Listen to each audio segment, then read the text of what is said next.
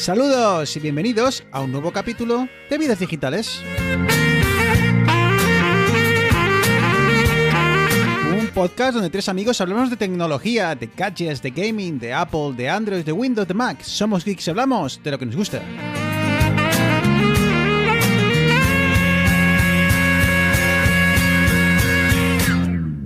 Muy buenas, capítulo muy especial en Vidas Digitales. Y bueno, pues un capítulo especial con el que queremos cerrar el año y incluso temporada. Y digo incluso temporada porque esto nunca está claro. Esto siempre es debate interno en Vidas Digitales. No sabemos muy bien dónde las temporadas empiezan o acaban, pero creo que hace tiempo llegamos al acuerdo de que íbamos a seguir años naturales. Así que hoy cerramos temporada 3. Flotar juntos tú y yo.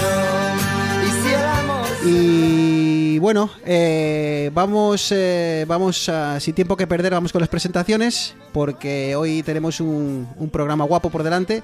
Así que muy buenas, Eneas.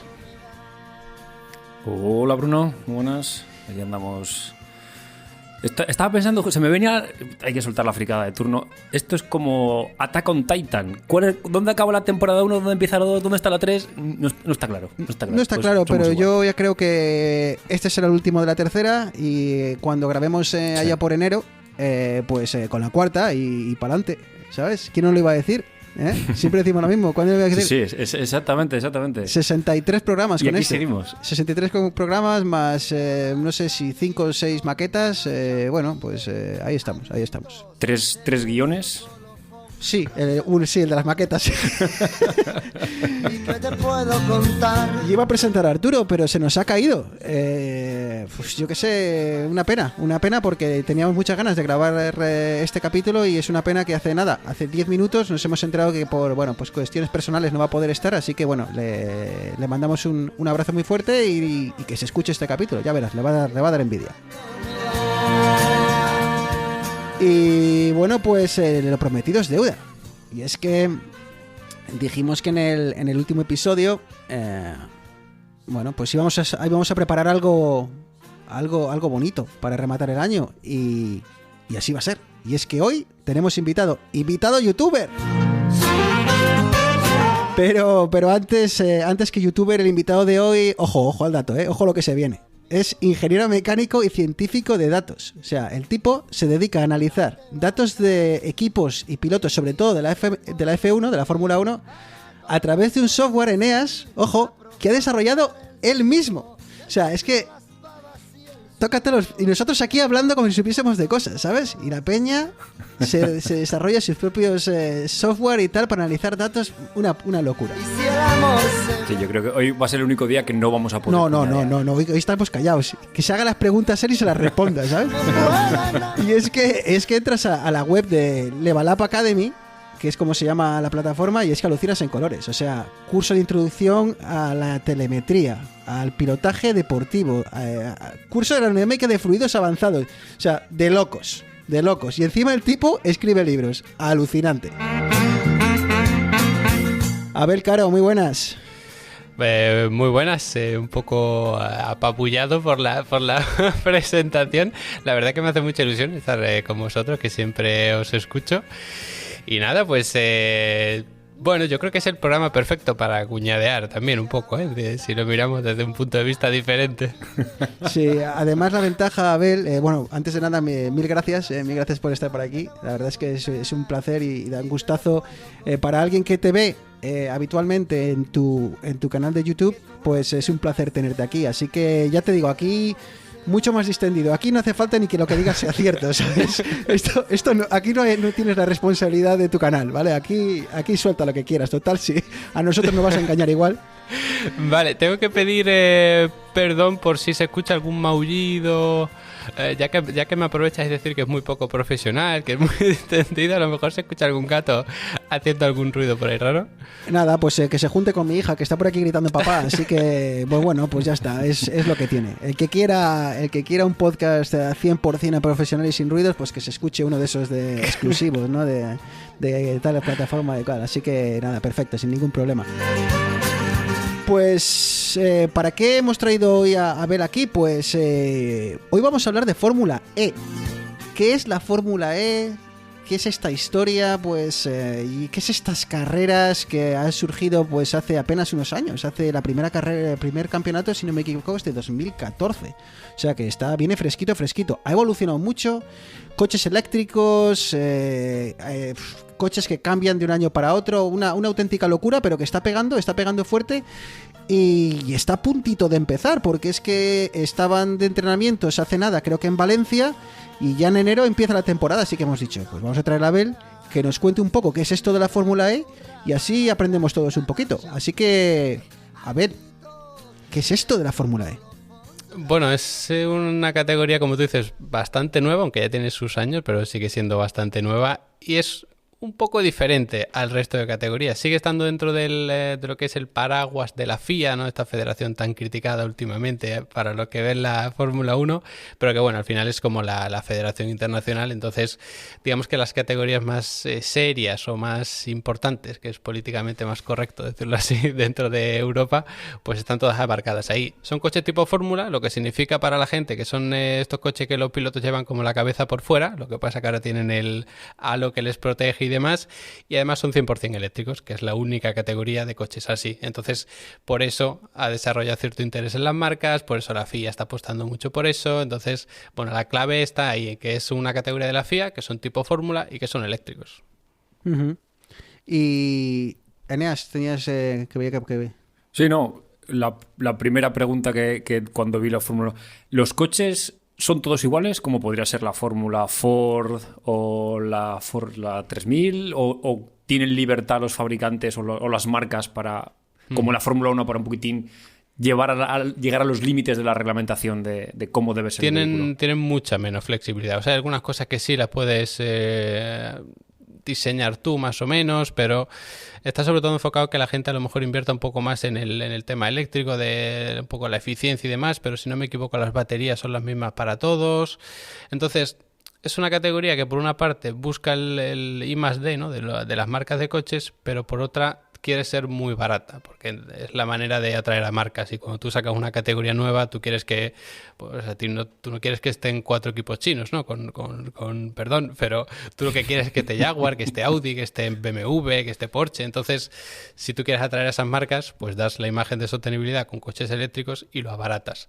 El problema de abaratar es que no puedes, o sea, si tú das vía libre a la Fórmula E para desarrollar sus propias baterías, por ejemplo, pues iba a ser una guerra tecnológica espectacular, pero a ver quién se mete ahí sin ninguna garantía. Entonces, hay muy pocas cosas que pueden hacer los equipos como tal. Por eso ahí luego que en cualquier carrera puede ganar prácticamente cualquier piloto. Uh-huh. Claro, o sea que es más importante al final las manos del que está detrás del coche que realmente el coche. Sí, incluso con el tema de los reglajes, ¿no? Estos pequeños ajustes, que si las suspensiones, que si un poco de aerodinámica y tal, esos pequeños reglajes suelen ser un poco más importantes para estas categorías. Uh-huh. Antes de continuar voy a meter, simplemente para que los oyentes sepan o se hagan una idea de cómo suenan estos coches, ¿no? Porque una de las grandes diferencias de esta competición es que no suenan a motor tal y como estamos acostumbrados. Vamos a meter 10-15 segundos de audio solo para hacernos una idea de cómo suena esta competición.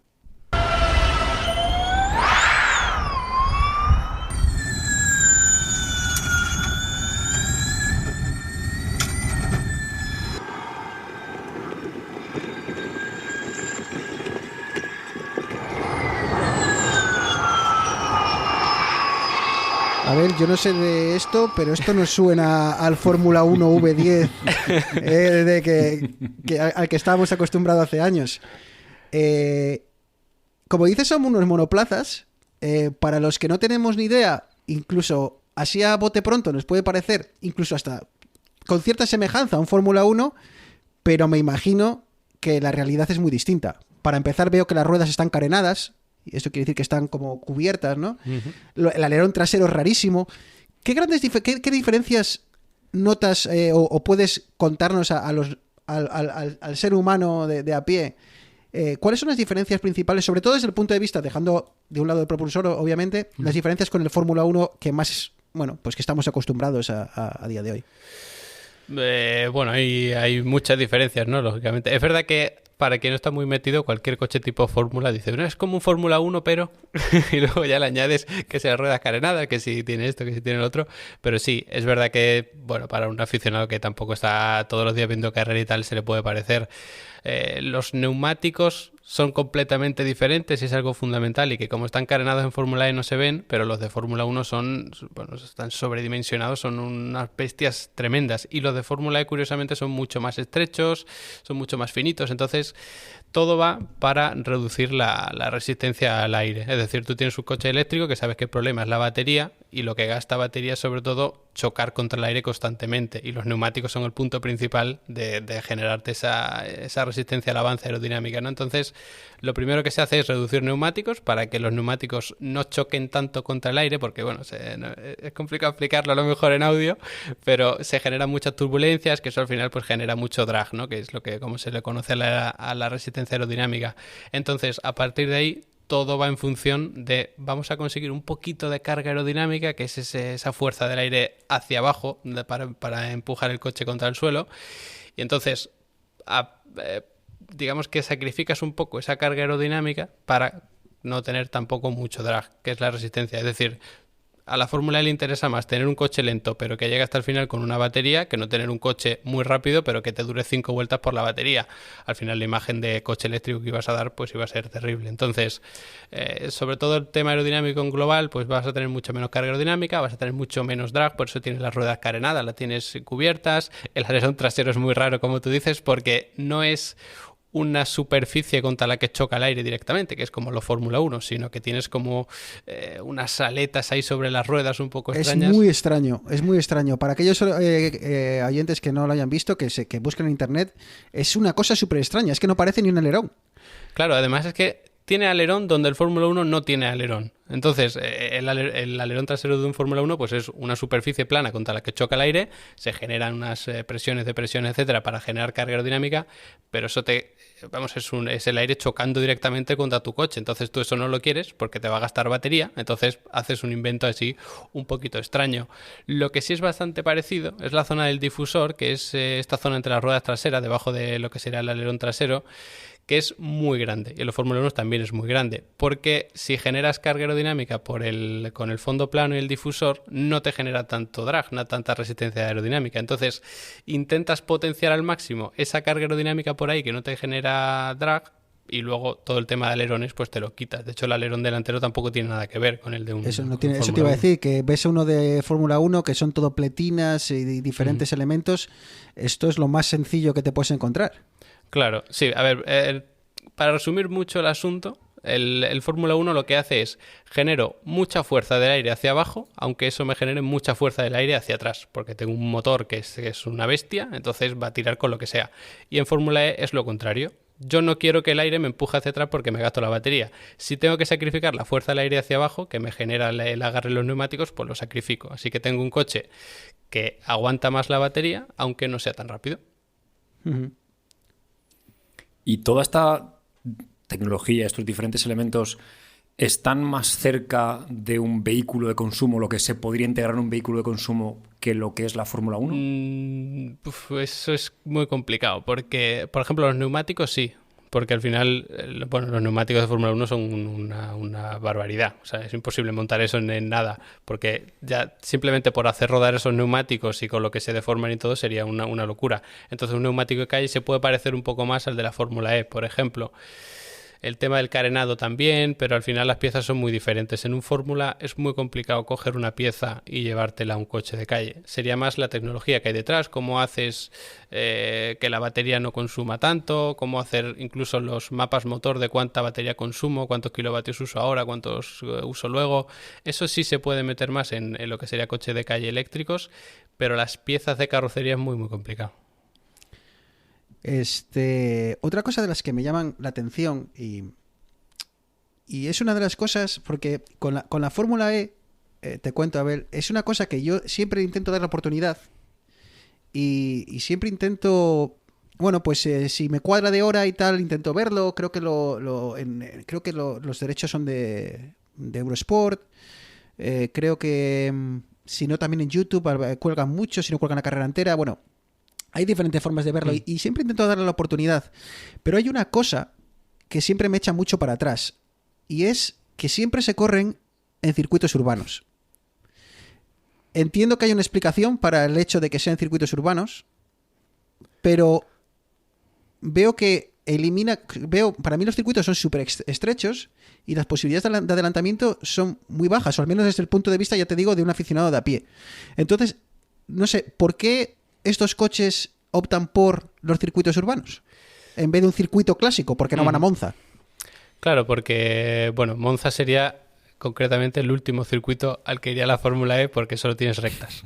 Entonces, eso te gasta batería. O sea, en un coche de combustión puede depender, pues, bueno, esto ya con el coche de calle de cualquiera, ¿no? Depende de las revoluciones por minuto del motor, no solo a la velocidad que vayas. Pero un coche eléctrico, según va acelerando, va gastando. Entonces, si tú pones un Fórmula E a 300 por hora, la batería se te funde, no aguantas 10 vueltas a Monza. Entonces, busca circuitos que son mucho más ratoneros. El hecho de hacerlos urbanos pues es mucho más fácil porque las curvas ya no solo son más cerradas, sino que son más estrechas. O sea, si tú pones una curva de 90 grados, pero con un ancho de circuito de 20 metros, eso un coche lo hace prácticamente como una recta, porque te abres y luego te cierras, entonces digamos que te cargas la curva como tal y te fundirías la batería. Entonces, por una parte tenemos eso, que en los circuitos urbanos vas a gastar mucha menos batería porque acelerar y frenar a un coche eléctrico no le cuesta tanto, manejarse a bajas velocidades sufre cuando lo llevas a mucha velocidad y te fundes la batería, que sigue siendo el problema número uno. Y además está la idea de no hacer que la gente vaya a las carreras, sino llevarle las carreras a la gente. Porque además todo el mundo que está dentro de la Fórmula E le dice, oye, pues tendréis que hacer carreras en circuitos habituales, ¿no? Circuitos puros, no callejeros. Pues tendréis que hacer esto para las carreras, pues tendréis que hacer lo otro. Y la gente de la Fórmula E siempre dice, no nos queremos parecer a ninguna otra categoría. Y es un poco la filosofía del coche eléctrico, ¿no? Bueno, el caso más claro yo creo que es Tesla, que bueno, que siempre dice no somos coches, somos otra cosa, se lo vendemos a otra gente, más a la gente tecnológica, no a los amantes de los coches. Entonces, bueno, es un poco por ahí, quieren diferenciarse de otras categorías, sobre todo la Fórmula 1, atraes a un tipo de público diferente, que a mí ahí me parece que hay algo raro. Por eso creo que la gente no termina de engancharse en la Fórmula E, porque hay dos tipos de personas, a los que les gustan las carreras de coche y a los que no. Y creo que la Fórmula E son carreras de coche que intenta atraer a gente a las que no le gustan las carreras de coches. Y ahí creo que es un poco complicado tratarlo. Entonces, bueno, es la filosofía que están siguiendo ellos. No sé si les está funcionando mucho o no, porque al final creo que hay muy poca gente que realmente esté muy enganchada a la Fórmula E como tal. Pero bueno, es un poco, yo creo que va un poco por ahí lo de los circuitos urbanos. Estaba ahora echando un vistacillo porque comentabas... bueno, pues que están intentando que la competición mejore y tal. Entre los pilotos se ven nombres conocidos. Te quiero decir, no sé si los equipos están apostando económicamente para traer pilotos de cierto, o la FIA para traer pilotos de tal. No sé, Eric Vernier, por ejemplo, estaba en la Fórmula 1. Giovinazzi el año que viene va a estar, actual piloto de Fórmula 1, va a estar el año que viene. Van Dor estuvo, si no me equivoco, en McLaren, puede ser. Sí, con Alonso. Con Alonso, con ¿no? Alonso, ¿no? O Sebastián Buemi. Te quiero decir que hay nivel de pilotos. O al menos parece que ciertos pilotos sí están apostando por ello. Lo que no sé es si el público, como dices tú, pues se está enganchando después de como digo, 7 temporadas, 8 la que empieza. Es que es un poco complicado porque... Por ejemplo, si no me equivoco, Nick De Vries el año pasado fue campeón de F2. Entonces, es una categoría a la que muchos pilotos van. La cuestión es, ¿vas por el caché de la propia categoría? De decir, pues he peleado por ganar la Fórmula E o he sido campeón de Fórmula E, campeón mundial, porque ya tiene el reconocimiento de campeonato mundial de la FIA. ¿O es más por mantenerte en el panorama? O sea, por ejemplo, Nick De Vries está con Mercedes. Y evidentemente, Nick De Vries no te lo va a reconocer, pero evidentemente Nick De Vries lo que quieres es llegar al equipo de Mercedes de Fórmula 1. Entonces, si no está la Fórmula E, ¿qué haces? Te puedes ir a la Indy, que es muy diferente, te puedes ir a la Resistencia, que son muy pocas carreras al año. Entonces, para mantenerte en el panorama del automovilismo al alto nivel, la Fórmula E ofrece una alternativa. Lo que pasa es que las carreras son tan caóticas, como tú decías, en estos circuitos urbanos tan estrechos, con tantos muros, es complicadísimo adelantar. Prácticamente cualquier carrera hay toques por todas partes porque es muy complicado. Entonces, es una categoría que yo creo que al menos a nivel de público, ganarla no tiene mucho reconocimiento, o sea, no es ni siquiera como un campeonato de resistencia, no es una Indy, no es el Mundial de Rallys, por poner un ejemplo un poco más diferente. Eso es como que te da un caché, ¿no? Como que te da una autoridad en el mundo del automovilismo, y yo creo que la Fórmula E no ha llegado ahí todavía, pero claro, si te mantienes en ese círculo, pues a lo mejor te pueden llamar. Hay muchos pilotos que están en Fórmula E y son al mismo tiempo pilotos reserva de Fórmula 1, entonces, bueno, te mantienes por lo menos ahí al alcance de las marcas, y eso siempre es bueno para los pilotos. Claro, porque me imagino que el paso normal de Fórmula 1 suele ser la Fórmula... A ver, voy a decirlo mal, porque esto creo que cambia cada año. Fórmula 3, Fórmula 2 Sí. y Fórmula 1, ¿no? Entonces entiendo que fuera de ese escalón natural, ¿no? Como que el que te lleva hacia la Fórmula 1, imagino, como dices, igual esta competición que pertenece a la FIA y en la que incluso algunas marcas, que como dices... Pero incluso con nombres raros, porque Ferrari creo que tiene cierta participación, pero va con otro nombre, pero bueno, que las marcas que están en la Fórmula 1 pues están ahí, ¿no? Aunque sea en un segundo plano, y como tiene sentido, ¿no? Que sea como una forma de quedarte ahí por si un día hace falta un tercer piloto o alguien pues que se acuerden de ti, ¿no? Sí, es como que no... O sea, el paso lógico es de la Fórmula 3 a la 2 y de la 2 a la 1. Pero incluso el campeón de este año de la Fórmula 2 no tiene ni siquiera equipo para quedarse otro año en Fórmula 2. Y la ha ganado siendo su primer año. Wow. No tienes asiento en Fórmula 1, no tienes ni siquiera asiento en Fórmula 2, siendo campeón y rookie. Entonces te tienes que buscar algo fuera. Creo que tampoco tiene contrato de momento en Fórmula E, pero si alguien le ofrece a Piastri, que es el que ha ganado la Fórmula 2, un asiento en Fórmula E, pues evidentemente lo va a aceptar de todas. Porque de ahí marcharse, por ejemplo, a GTs o las LMS... Eso es ya un poquitín otro rollo un poco más claro, diferente, sí, ¿no? eso es otro rollo. Al final, bueno, en España, por ejemplo, tenemos a Antonio García, que compite en resistencia con Corvette, y probablemente no lo conozcáis porque tienes que estar muy metido en el mundo de la resistencia y todo esto para conocerle, pero es un pilotazo espectacular, o sea, de los mejores pilotos que ha tenido España sin ninguna duda en general, pero te sales un poco de eso. Que puedes buscar tu camino, puedes ser feliz y puedes ser, vamos, un piloto espectacular que lo gane todo, pero fuera de lo que sería esta esfera, ¿no? Por llamarlo de alguna manera, porque es verdad que están como muy conectados. Incluso la mujer de Toto Wolff, que es el jefe de Mercedes en Fórmula 1, es la jefa de Mercedes en Fórmula E. Están ahí todos como muy, muy mezclados, muy juntos, entonces más te vale irte a la Fórmula E en ese caso que a una competición GT en sí. Sí, porque eso es curioso que en España nadie sabía de resistencia hasta claro. que Alonso se metió a correr con Toyota. Sí. Y todos éramos super fans de Toyota, Claro, y la resistencia Le Mans, y eso era lo máximo. También Sí. aplicable a la Fórmula 1. Nosotros casi que nos pilló por edad, más o menos, cuando Alonso pegó el pelotazo. Pero Bueno, yo diría que más de la Rosa. Yo me recuerdo de la Rosa sí, cuando estaba en pero Jaguar al principio. la apuesta de los medios de comunicación Sí, por correcto. la Fórmula 1, yo no sé antes, es que ya me pilla muy pequeño, tío, hace muchos años. Es que Alonso, ¿cuándo ganó Abel? ¿Te lo sabes de memoria? ¿En 2004 o por ahí? 2005 y 2006, creo. 2005-2006, te quiero decir, es que hace una pila de años, tío, es que hace 16 años. Claro, nosotros teníamos 15 años, Enea, es poco por ahí, o, ¿sabes? Te quiero decir que, bueno, no, un poco más. Es un poco más, sí. Me estoy Alguno ya peinaba dando canas cuenta casi. que yo ya podía ir a comprar alcohol, casi. Que celebré, yo creo que celebré el Mundial de Alonso con una copichuela. O sea, que no tenía 14 años yo, pero bueno. Que comentábamos que, claro, una de las grandes claves de las Fórmula E, como comentabas, es la gestión de la energía. Y por eso entiendo que eso de los circuitos urbanos, porque no lo hemos comentado, pero entiendo que con esas paradas, con esos frenazos y demás, es como generan energía, como hace el coche eléctrico hoy en día, el coche híbrido, ¿no? A ver, me imagino que esos parones y arrancadas son los que le viene bien a este tipo de coche para generar energía y poder como recargar la batería durante la carrera. Claro, sí, la Fórmula 1, por ejemplo, también tiene el sistema, pero en la Fórmula E, digamos que es más importante porque al final te basas en eso. Entonces, la clave está ahí, en frenar muy fuerte, pero tampoco alcanzar mucha velocidad. Entonces te quedas, pego un acelerón y en cuanto alcanzo un poquito de velocidad pego otra vez un frenazo. Entonces no hay oportunidades de adelantamiento.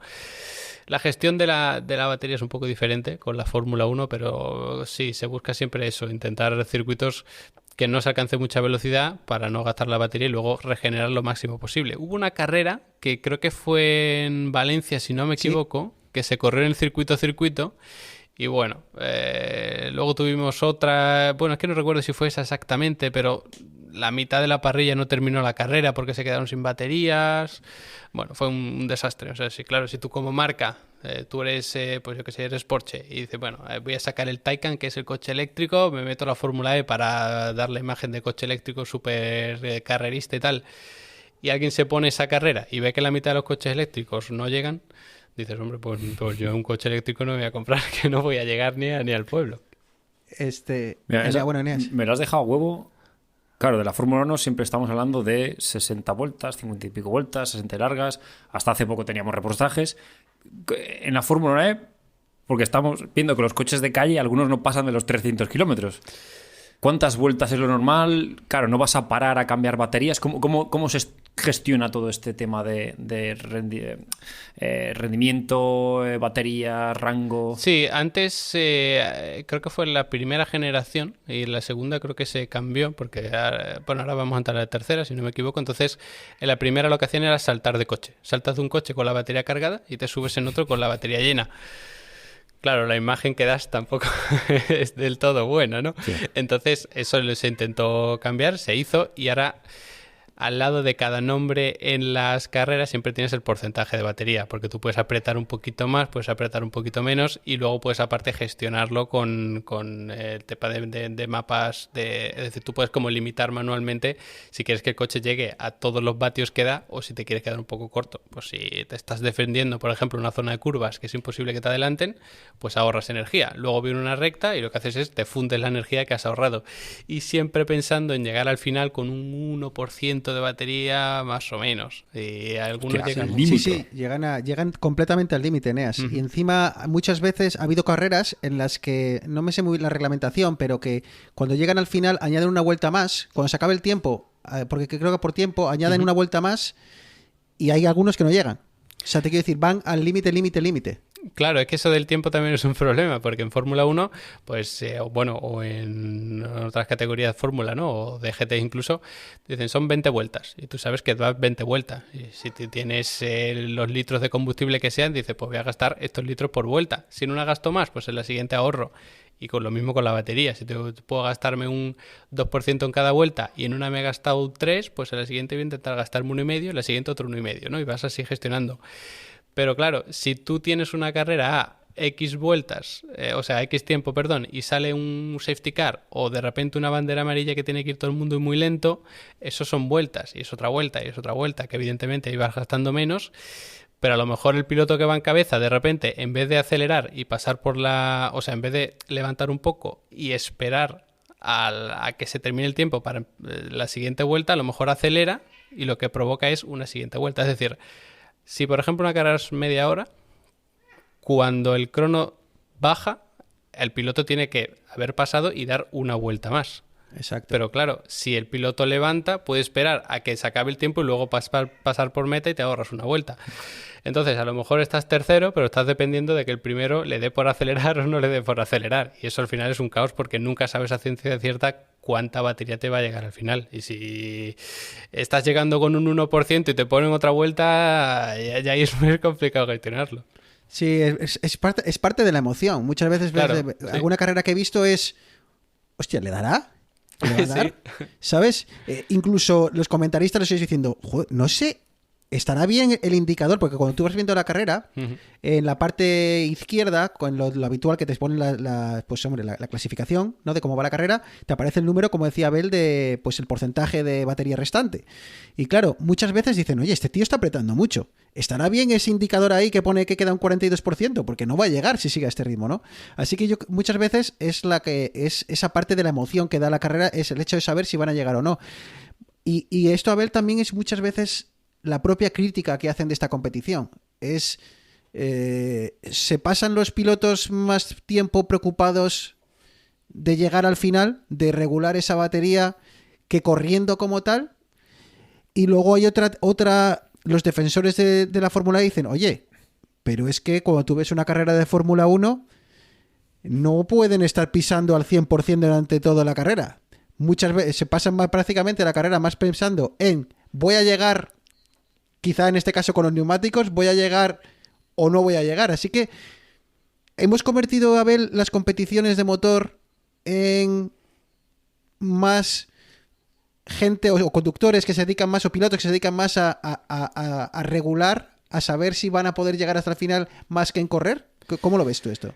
Sí, hombre, en parte sí, es innegable, pero creo que creo que cualquier deporte que esté basado en tecnología, como es el automovilismo en general, al final cada vez es más complicado. O sea, si algún equipo es un purista y dice, mira, yo voy a ir a saco, tú en Fórmula 1 puedes ir a saco, pero ten en cuenta que vas a parar 5 veces mientras que el otro va a parar una. Entonces, eso que cada uno pilote como quiera, pero como todos quieren ganar, pues todos van gestionando. Y tienes que gestionar batería, tienes que gestionar combustible, tienes que gestionar los neumáticos, tienes que gestionar incluso la distancia que dejas con el coche de delante, porque si estás muy cerca sobrecalienta freno, unidad de potencia, neumáticos. Si te alejas demasiado, a lo mejor te da un susto porque el que viene detrás entra una vuelta antes que tú y te gana la partida. Entonces, al final es una mezcla entre el automovilismo puro y partidas de ajedrez, ¿no?, que se van haciendo ahí un poco por atrás.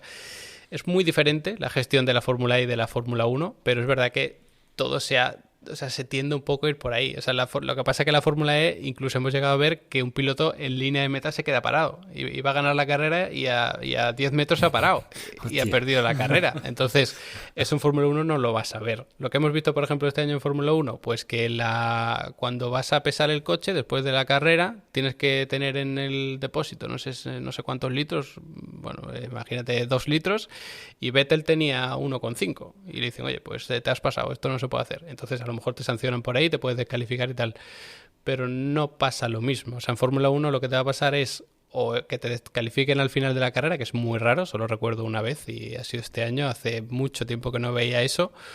Puedes gestionar neumáticos, que es sobre todo tema estratégico, y tienes que gestionar baterías, pero una batería que se recarga, se gasta, se recarga, se gasta. Entonces la Fórmula 1 es, voy en ritmo de carrera, voy normal, voy a ir gastando lo mismo que voy recargando y me mantengo ahí. ¿Que me viene un piloto a atacar o tengo que adelantar? Pues gasto un poco más de batería, o incluso en la zona de mucha curva recargo batería porque no me van a poder adelantar, para luego gastar esa batería en la recta, que es donde yo puedo adelantar o me puedo defender más fácil. Entonces, la gestión de la batería es bastante diferente, pero al final es un juego de gestión pura y cuando tienes tanta tecnología detrás, al final tienes que jugar con eso.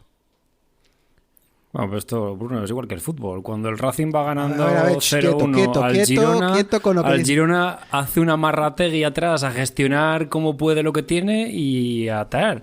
O cuando tú ibas a hacer hit, no te ponías como un puma a dar bueno, tú no me veías. Que estos son 20, vamos a ir gestionando un poco, que si no me va a quedar desfondado. Yo solo sé ir a 0 o a 100. O sea, a mí nunca me viste que no llegas a línea de meta final. Posiblemente no, pero el rato que lo di, el espectáculo. Somos un espectáculo. O sea, el que no se quedó a ver el final del entrenamiento alucinó, ¿sabes? Se fue y se lo contó a su mujer al llegar a casa. La verdad es que está... Hablando de espectáculo. Hablando de espectáculo, sí. La Fórmula E muchas veces intenta hacer cosas un poco originales, ¿no? Sobre todo para si lo comparamos con las competiciones de motor que estamos acostumbrados.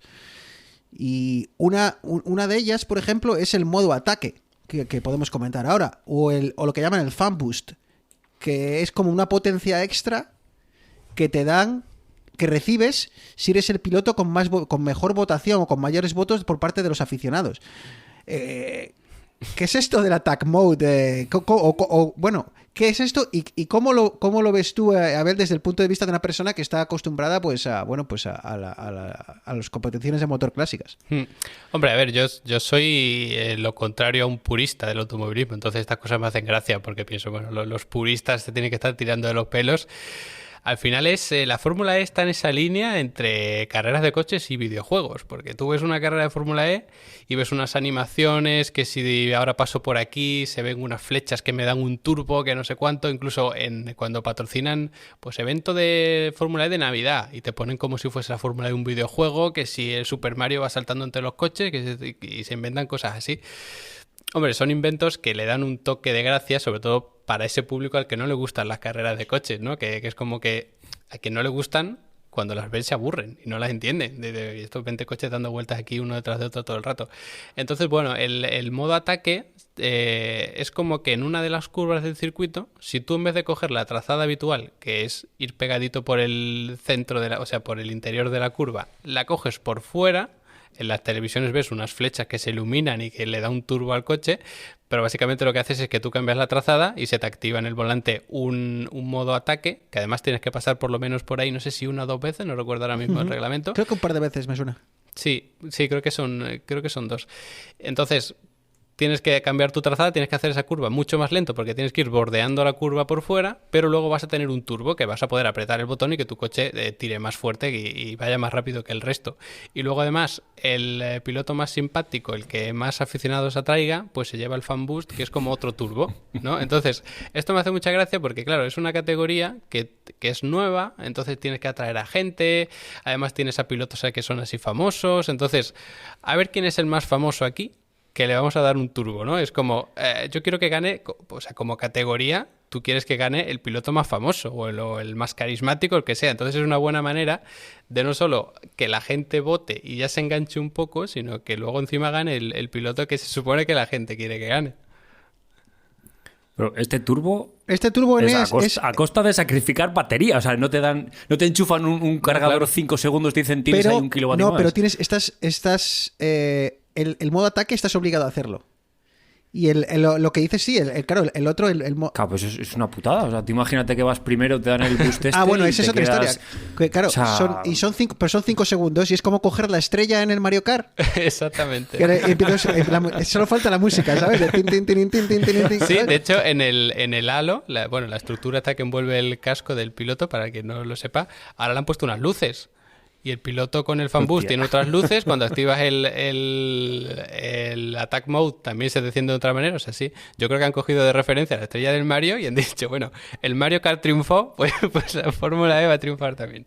Pero tampoco me extrañaría ver que algunos de estos experimentos que intenta la FIA en esta competición luego la veamos en la Fórmula 1. No te sé decir, no, por ejemplo, esto de las luces, pues no me extrañaría de que alguien cuando pase por y active el DRS, por ejemplo, pues igual para que el espectador lo sepa, sí que, bueno, pues igual se le ilumina un piloto unos LED en el halo, no lo sé, o quiero decir que igual la FIA también utiliza esto como banco de pruebas, ¿no? Para ver cómo va el tema. Sí. Porque el tema del piloto favorito tal, pues ahora lo hemos visto en la Fórmula 1 que les llaman al final de la carrera y entran por radio. O sea que, bueno, no es lo mismo, pero no sé, como que igual es un banco de pruebas.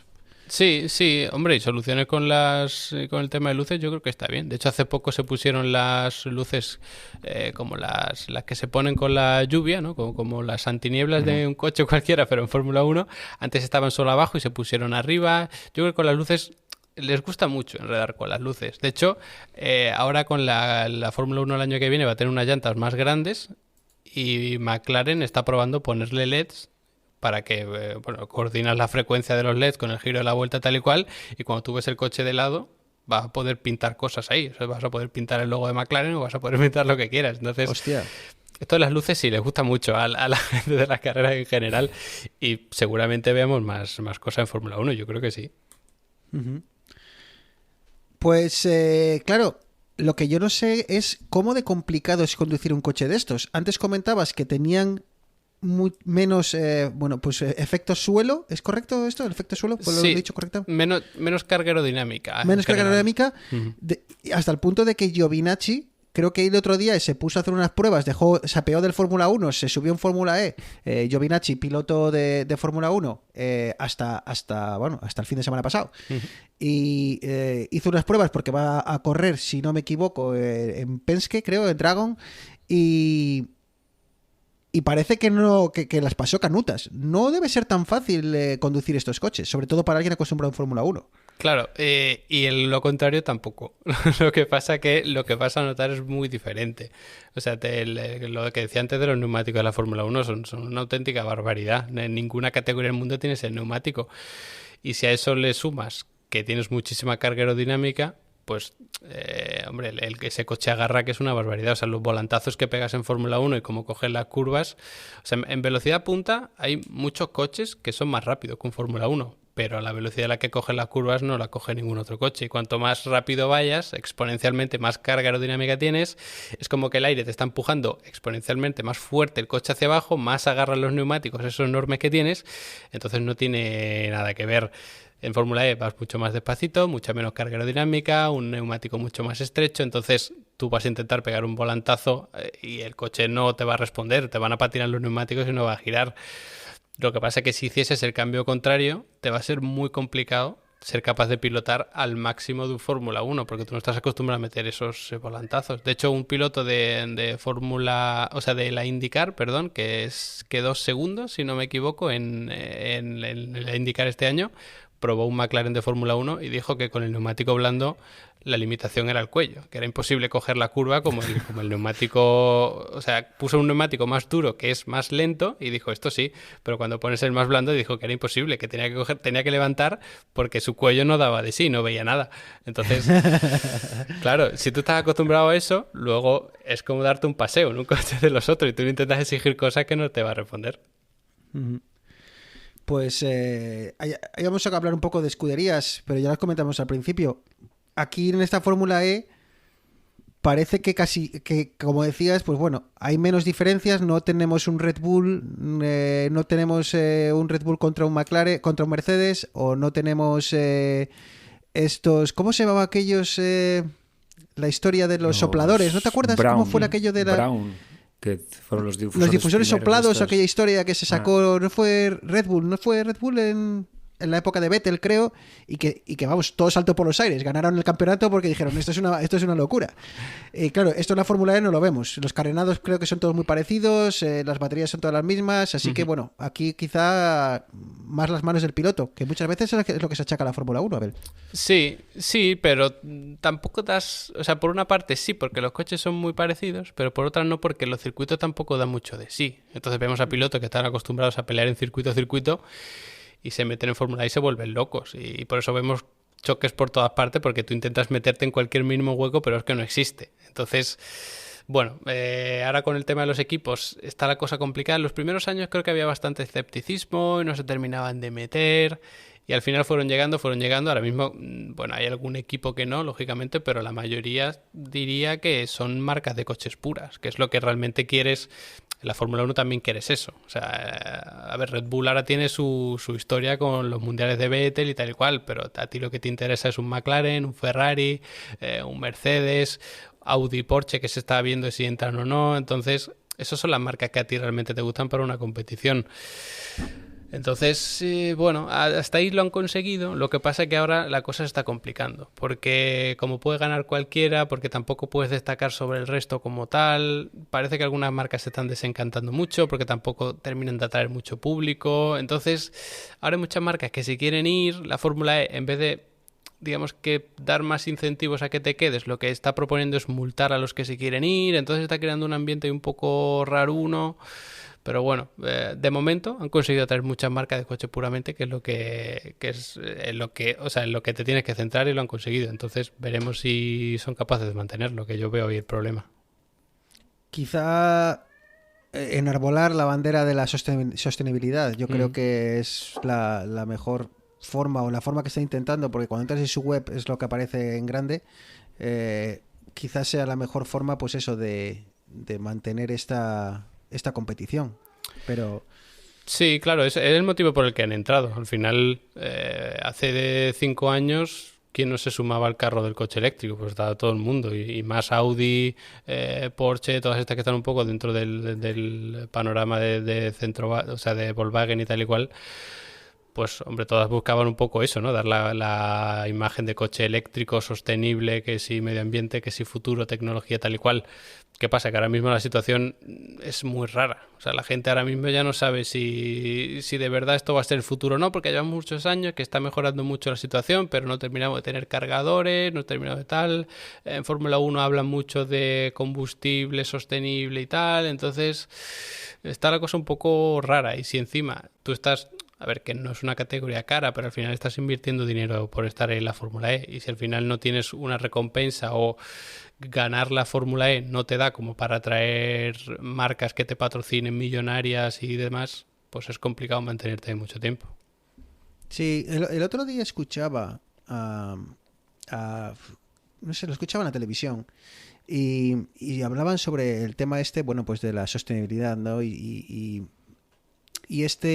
añoranza, ¿no? Que se tiene al motor V10, ¿no? Bueno, pues yo no lo conocí, no he ido a un circuito con motor V10 o incluso con los V8, pero creo que aquello era impresionante. O sea, creo que los amantes del motor es lo que quieren, ¿no? La vuelta de estos motores. Y por otro lado, pues están los defensores de que, oye, hay que apostar por el modo híbrido que tenemos actual y demás, por el tema bueno, del tema ecológico. Pero lo que comentaban el otro día, escuchaba en la televisión, es que decían, bueno, pero si te paras a pensar, desde el punto de vista puramente ecológico, el mayor problema que tiene la Fórmula 1, por poner un ejemplo, son los neumáticos. La cantidad de neumáticos que quemas por equipo, por coche, cada fin de semana, más los kilos de combustible por mover todos los equipos de Fórmula 1 de un lado a otro del charco prácticamente cada fin de semana, ahí es donde deberían de estar quizá el mayor esfuerzo por parte de la FIA para desde el punto de vista sostenible. Igual no es tanto eso, como decíamos, el combustible, sino todo el aparataje que viene detrás y los neumáticos. Claro, a ver, lo bueno del combustible es que si tú entras, o sea, Mercedes, por ejemplo, está apostando muchísimo por el combustible que sea sostenible, que no contamine, que tal y cual.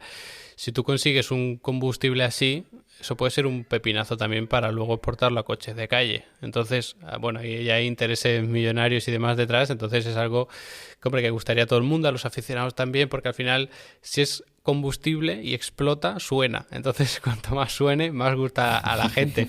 Entonces, sería una solución a priori ideal y se está invirtiendo mucho. Lo que pasa es que a saber si se llega a ese combustible o no. Y yo creo que eso sería importante, sobre todo para luego exportarlo y a los coches de calle y también para dar un poco pues la imagen de estoy en una categoría de coches que no contaminan.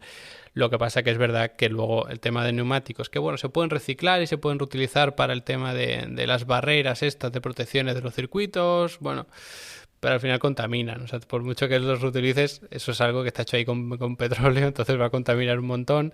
Y el tema de logístico es muy complicado. O sea, el objetivo de la Fórmula E, si no me equivoco, para 2030 era que fuese carbon neutral o algún palabra así de marketing que usan ellos, que es que son neutros en carbono, ¿no? Que lo que contaminan luego lo quitan por otra parte. Pero es muy complicado, porque ahora tenemos un calendario que vas de Centro Europa a Asia, luego vuelves a Centro Europa, luego te vas a Brasil y luego vuelves a Asia. Hombre, pues es muy complicado hacerlo así. O sea, si tú puedes hacer un transporte un poquito más eficiente, que vayas desplazándote poco a poco y no des 4 vueltas al mundo en un año, pues sería mucho más eficiente.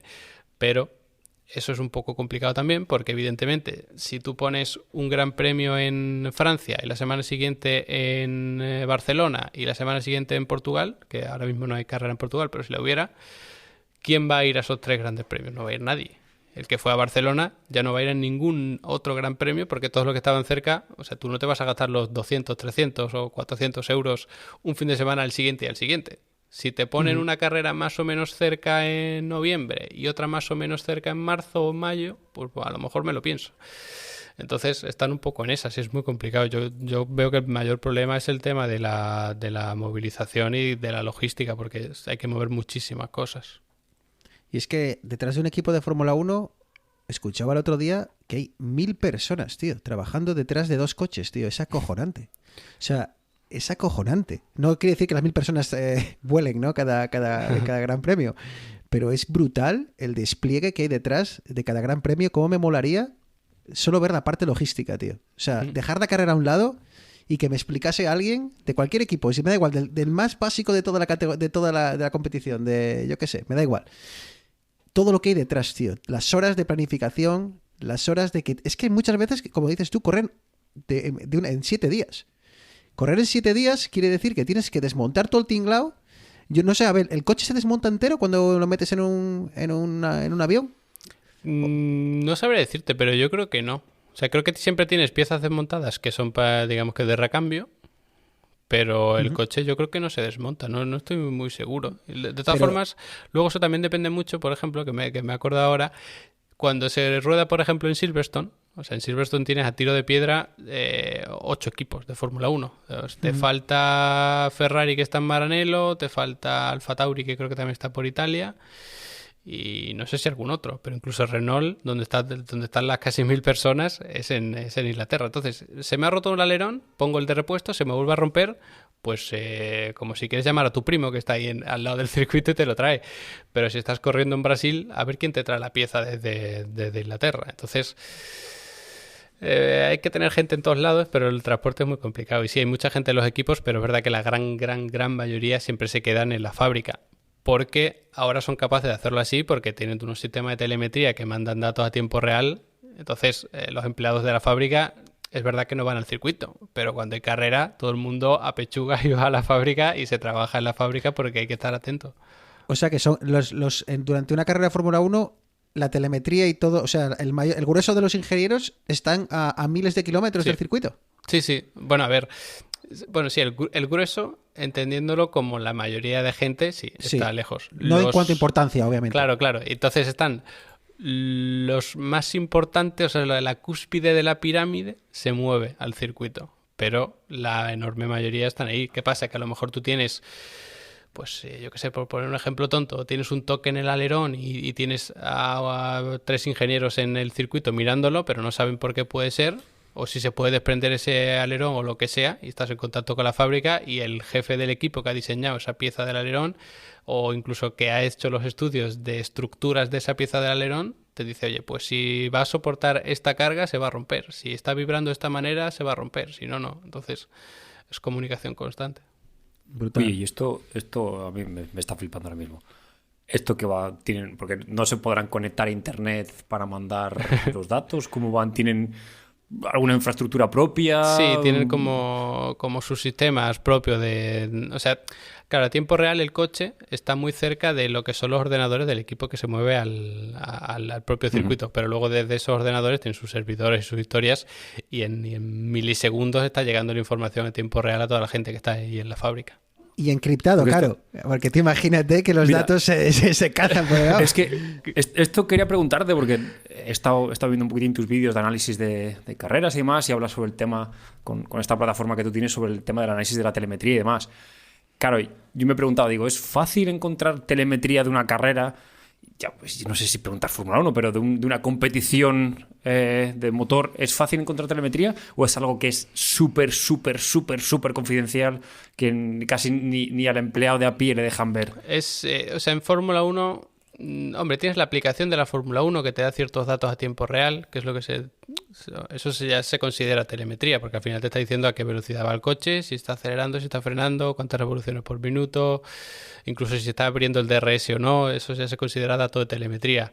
Lo que pasa es que los datos de la aplicación, bueno, son bastante... hay que cogerlos con pinzas, no son del todo reales. Incluso el freno te pone si está frenando o no está frenando, cuando el freno va del 0 al 100 y en muy pocos momentos el freno está al 100%. O sea, cuando tú frenas, tú estás en línea recta, pisas el freno, en un Fórmula 1 vas perdiendo velocidad muy rápido y según pierdes velocidad vas perdiendo ese empuje hacia abajo del aire, por lo tanto el neumático pierde agarre, por lo tanto ya no puede frenar tanto, entonces vas levantando y luego mientras metes, o sea, cuando empiezas a meter el giro de volante para meterte en curva, el neumático lo estresas más y tienes que levantar más rápido todavía el freno, o sea, la técnica del freno es muy complicada y en la aplicación de la Fórmula 1 te dice frena, no frena, entonces bueno, está muy limitado, pero luego cualquier equipo de cualquier categoría son tremendamente celosos con los datos, o sea, tienes un equipo con 2 pilotos y un piloto no le pasa la telemetría al otro y te digo que muchas veces ni siquiera saben qué hacer con esos datos. O sea, muchas veces tienen datos que no saben qué hacer con ellos o no saben cómo interpretarlos, pero son míos.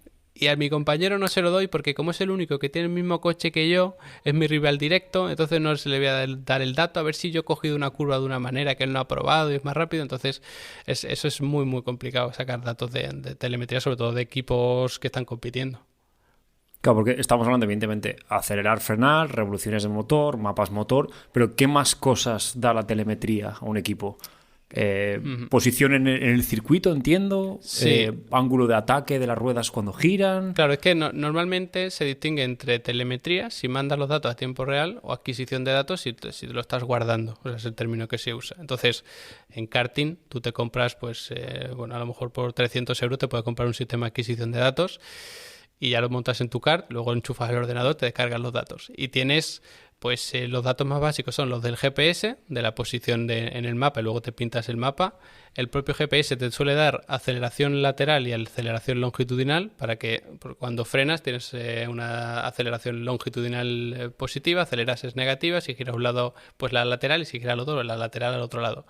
Entonces lo básico es eso, sin ninguna duda. O sea, yo creo que el más importante son las aceleraciones porque entiendes qué está haciendo el piloto y cómo se está comportando el coche, pero luego tienes acelerador, freno, velocidad del coche, revoluciones por minuto, la marcha que está engranando. Eso es lo más básico para entender, o sea, por ejemplo, cuando yo hago algún curso, ¿no? O explico el tema de telemetría, eso es lo más básico. O sea, si tú quieres entender qué es lo que ha estado haciendo el piloto y cómo tiene que mejorar, eso es lo más básico. Son a lo mejor 10 canales. Pero un coche de Fórmula 1 tiene 400 sensores y no son de adquisición de datos, sino que es telemetría. Incluso a lo mejor no tienes un sensor para el acelerador, tienes 3 sensores. Porque me están dando la media, porque ya no quiero saber si el acelerador está pisándolo a un 97%, sino si es un 97,23%. Y otro me da un 97,22%. ¿Con cuál me quedo? Pues hago una media y me quedo con los dos. Y ahora resulta que he pillado un bache, una vibración tremenda, se me ha roto el sensor. ¿Qué hago? Pues este sensor lo desactivo, le digo al piloto, posición 57, ponlo en negativo. Y el piloto se pone a toquetear botones, llega al 57, que tiene un botón que es +1 y otro que es +10, entonces da 5 veces al +10, 3 veces al +1, o sea, sí, y se pone en 53, pulsa otro botón, le da OK, pulsa otro botón, lo desactiva. A 300 y pico. O sea, eso te iba a decir todo esto cogiendo curvas. Entonces, a 250. si tienes un circuito como Monza, pues dices, bueno, pues vémelo diciendo y en la recta lo cambio. Pero si tienes un circuito que está constantemente machacándote, es muy complicado. Entonces tienes... Sí, ponte en Mónaco a cambiar Claro. la posición 73. Entonces te vuelves loco. Por eso metieron el botón de +10. Porque si no, si tienes que ir de uno en uno hasta el 50 y pico, el 70 y tantos. Pero al final son 400 sensores. Muchos están repetidos por tener varios datos y tener un poco más fiable, poder desactivar uno y seguir teniendo la información. Pero al final tienes datos absolutamente de todo. O sea, tienes incluso datos de presión en un alerón delantero por la parte de abajo. Se tiene que estar generando una depresión, ¿no? Que succiona el aire y tal. Ahí tienes a lo mejor pues 8 sensores mínimo. Entonces esos 8 sensores te están dando la presión del alerón delantero por la parte de abajo en cada milisegundo. Porque bueno, la frecuencia en hercios que tienen los sensores también son una locura, claro. Entonces es brutal, se generan gigas y gigas de datos en cada carrera. Acojonante. La verdad es que, Claro, bueno... y todo esto... Bueno, perdón. No, dale, Eneas. No, digo que todo esto es la hostia, pero ¿qué tiene uno que hacer? ¿O cómo uno se pone en una posición como la que estás tú? O sea, ¿cómo aprendes? Porque claro, te dicen, toma, 400 gigas de datos. ¿Cómo aprendes a interpretarlos? Porque claro, tú no tienes una carrera que sea, hola, yo soy telemetrista de competición. No. Vamos, que ¿cómo te dio por ponerte a devorar datos de competición, claro, ahí como loco? En Fórmula 1 tienes tus propios equipos, o sea, tú tienes tus... O sea, porque luego te puedes configurar alarmas, ¿no? Y a lo mejor le dices al de estructura, oye, ¿cuándo es peligroso esto? Pues cuando esté vibrando a tal frecuencia es peligroso. Pues me pongo una alarma y cuando esto esté entrando en esa frecuencia me salta la alarma y luego le puedo preguntar a ese, oye, que me ha saltado la alarma, ¿qué hago? Entonces, de esa manera puedes gestionar mucho mejor esto. Yo lo que hago es más general, digamos, porque...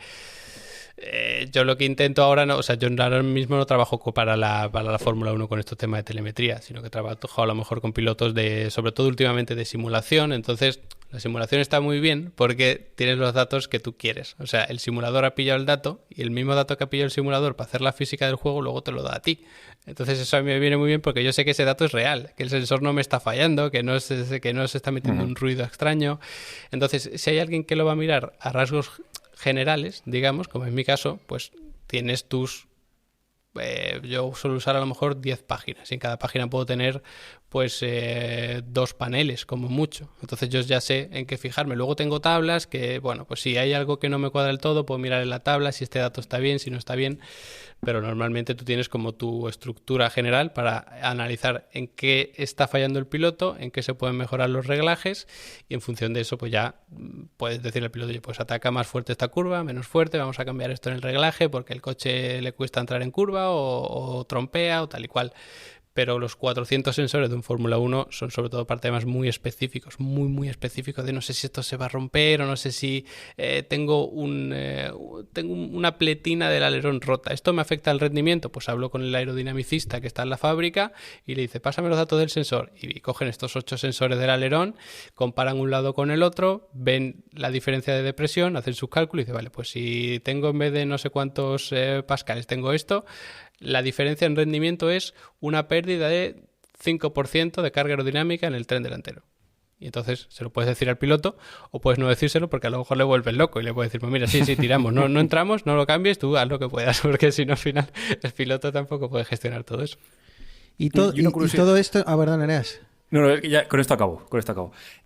Cuando hablas de simulador, ¿estamos hablando de un R-Factor, un Assetto Corsa o estas son cosas ya un poquitín más hardcore? No, de hecho, pocas veces se usa algo más hardcore. O sea, R-Factor, por ejemplo, el 2, es probablemente el mejor simulador en cuanto a realismo.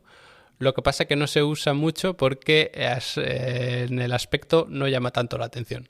Entonces se utiliza mucho, por ejemplo, Assetto Corsa, que te puedes hacer tu coche, te hace tus circuitos y todo eso lo puedes hacer y de ahí sacas muchos datos. Pero luego prácticamente ya cualquier simulador te vale. Yo últimamente trabajo mucho con pilotos que en el tema de las carreras de simulación pues se va profesionalizando, pero es verdad que mucha gente incluso a lo mejor lo hace por hobby, tal y cual. Entonces cualquier simulador ya te da los datos, los más importantes te los dan. O sea, un simulador cualquiera te puede estar dando a lo mejor 150 canales diferentes, que luego tú te creas los tuyos propios, ¿no? Porque, por ejemplo, la fuerza lateral, tú tienes la lateral y la longitudinal, pero yo quiero la fuerza combinada porque si yo represento la fuerza combinada es mucho más fácil saber si el piloto está apurando bien el neumático cuando entra en curva o no. Entonces tú tienes muchos canales, luego te creas los tuyos propios y a partir de ahí ya tú tienes más o menos tu esquema mental, ¿no? Es decir, pues vale, cuando yo voy a analizar los datos yo sé lo que voy a ir mirando en orden, cuando algo me llama la atención ya sé a dónde consultar si eso está bien o no está bien. Y todo esto, como decía, para que luego te salga un coche de seguridad en la última vuelta, te mande todo a tomar por el saco y se decida el Mundial en una vuelta. Ya que estamos acercándonos al final, por fin puedo preguntarte esto. ¿Cómo viviste o qué sensación te quedó, a ver, después de esa última vuelta o esas últimas 5 vueltas del último Gran Premio en el cual hay pues, saliendo, todavía sigue la cosa caliente? Sí. Es que no... Es muy complicado describirlo. Yo creo que fue un resumen de lo que ha sido la temporada. O sea, fue un caos absoluto. Nadie sabía lo que iba a pasar. La FIA, o sea, bueno, digamos que los árbitros de la carrera, ¿no? Para quien no esté acostumbrado a la jerga, fueron los absolutos protagonistas. Las decisiones que se tomaban, pues, se pueden entender. No son ilegales, pero sí muy cuestionables. Entonces, bueno, fue una auténtica locura, la verdad. O sea, que entiendes el enfado de sí, Mercedes. Sí, pero si hubiese pasado lo contrario, entendería el enfado de Red Bull. Porque si tú terminas un mundial con un safety car, hombre, pues queda feo. Sí, muy claro. Comentaba el otro día Lobato, creo, que él era partidario de haber sacado una bandera roja justo tras el accidente y haber disputado, pues bueno, pues cuando hay una bandera roja todos los coches entran a boxes, como quien dice, les dejan hacer 4 o 5 ajustes, entre ellos cambiar las ruedas. Entonces, haber disputado las últimas 5 vueltas, o sea, luego vuelven a salir los coches y haber disputado 5 vueltas en igualdad de condiciones, como quien dice, y sin ese problema de dejamos estos que se desdoblen, no los dejamos, este tiene neumáticos cambiados, esto no. Bueno, no sé, hay muchas opiniones. Luego, pues no sé. Sí, como norma general no suelo compartir muchas opiniones con Lobato, pero esta sí que... Pero, sabía que venía un pero. Pero esta la verdad que a mí también me parecía lógica. ¿Qué pasa? Que una bandera roja es como la alternativa más extrema. O sea, parar una sesión es como algo más grave, ¿no? Que sacar un safety car. Entonces entiendo que por esa parte era complicado, pero... Eran 6 vueltas. Tú sabes que el safety car como mucho te va... Cuando se retire te va a dejar 2 vueltas de carrera como mucho. Entonces yo creo que hubiese sido un poco más justo dentro de la injusticia y dentro de que las carreras nunca van a ser justas. Porque hay gente que dice, no, porque la FIA siempre ha hecho este año todas las carreras injustas, tal. Pero es que una carrera de coche es imposible hacerla justa. O sea, si tú vas primero y viene el de detrás y te choca y te saca de la pista... Tú lo puedes descalificar si quieres, pero tú te has quedado sin carrera y eso es injusto. Y al final pues siempre funciona un poco así.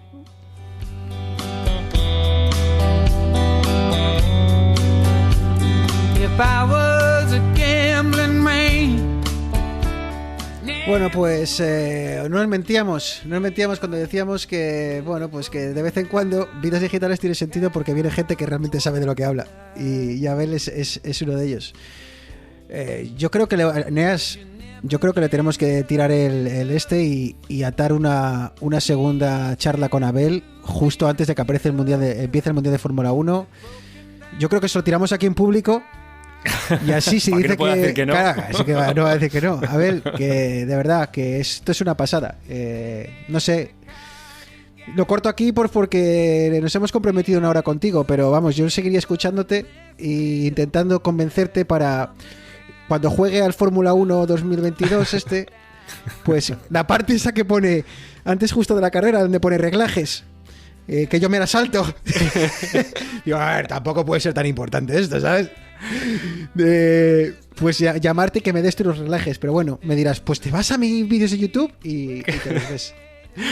Nada, yo, vamos, cuando me invitéis, aquí estoy. Si yo soy fanático también de vuestro podcast, que siempre os escuchaba.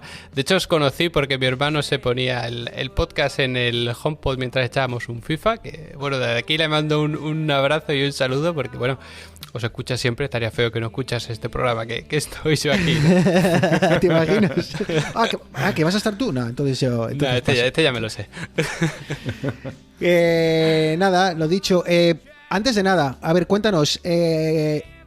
Aparte de que vamos a poner todos los links en el programa, cuéntanos dónde pueden, bueno, verte, dónde pueden aprender más sobre Level Up y toda tu plataforma. Cuéntanos un poco para el oyente que quiera ir un poquito más allá.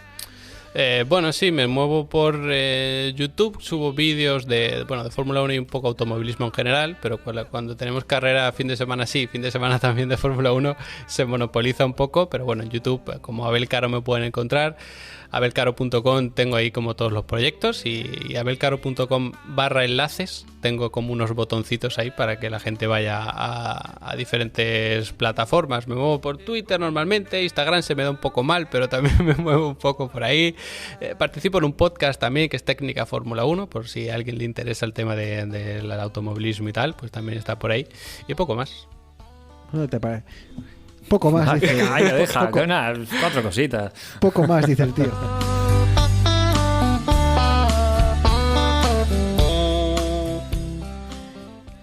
Pues nada, que aquí acaba 2000... ¿Qué es esto, Eneas? Estamos en 2021, ¿no? Yo vivo en Matrix desde que alguien dijo que esto era una pandemia mundial. Yo ya no sé dónde vivo.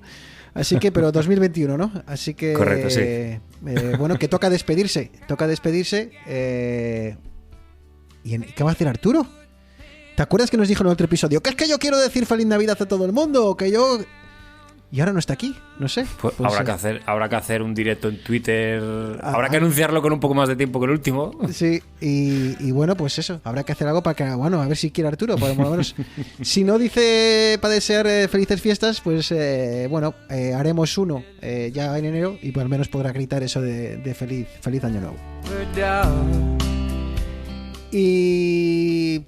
lo de siempre, chicos, esto ya lo repetimos. Bueno, chicos y chicas, porque siempre digo chicos y... lo de siempre, chicas. @Vidas Digitales en Twitter, ¿vale? Si cualquier cosilla que nos queráis contar, cualquier opinión que tengáis sobre este podcast, este episodio, cualquier cosilla que necesitéis, si necesitáis alguna información sobre Abel, pues ahí en @vidasdigitales, encantados de echaros un cable. Nos encantan los cafés. Gracias a aquellos que nos habéis regalado un café en las últimas semanas. De verdad, muchísimas gracias. Nos hace muchísima ilusión. buymeacoffee.com/vidasdigitales. Así que nada, aquí llega programa 63, final de la tercera temporada. Abel, como hemos dicho, un placer enorme tenerte aquí con nosotros. Yo creo que sí, que te vamos a robar otra horita de tu tiempo cuando se acerque el comienzo de la Fórmula 1 2022, porque creo que vienen muchos cambios y seguro que nos vas a saber explicar muy bien. Abel, muchísimas gracias. Nada, gracias a vosotros por invitarme, la verdad que ha sido un placer, se me ha pasado muy rápido y sin falta estoy aquí antes de que empiece la Fórmula 1, claro que sí. Muchísimas gracias, Eneas. Pórtate Bruno, bien. Un placer compartir otro año más aquí dándole al cuñadismo desbocado tecnológico. Exacto. Y solamente te digo una cosa, estoy a punto de acabarme la campaña del Halo y no hemos hecho un cooperativo. Claro, ahora me la quieres devolver porque ahora tú estarás en nivel 450, ¿sabes? Yo he jugado el otro día porque más de la lata en la primera pantalla esta en la que te van diciendo qué botones tienes que dar y ahora me quieres freír vivo, ¿no? Te dolió, ¿no? Te dolió sí.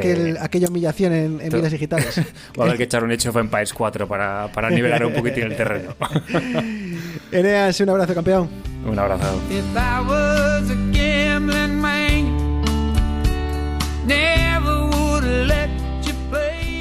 Queridos oyentes, como siempre, muchísimas gracias por llegar hasta aquí y bueno, nos escuchamos en 2022. Un abrazo muy fuerte. Chao, chao.